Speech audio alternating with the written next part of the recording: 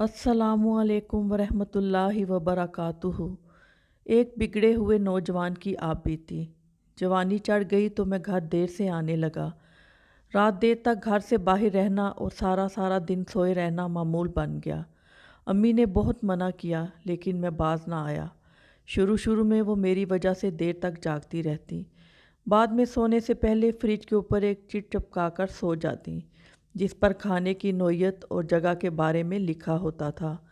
Aahista Aahista chit का दायरा वसी होता गया और गंदे कपड़े कहाँ रखने हैं और साफ़ कपड़े कहाँ रखने हैं जैसे जुमले भी लिखे मिलने लगे।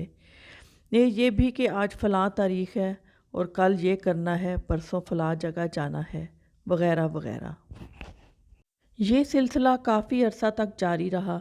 एक दिन मैं रात देर से आया, बहुत थका हुआ था। हस्बे मामूल फ्रिज पर चिट लगी हुई देखी, लेकिन बगैर पढ़े मैं सीधा बेड पर गया और सो गया। सुबह सवेरे वालिद साहब की चीख चीख कर पुकारने से मेरी आवाज़ खुली। अब्बू की आंखों में आंसू थे। उन्होंने अंधोनाक खबर सुनाई कि बेटा तुम्हारी माँ अब इस दुनिया में नहीं रही।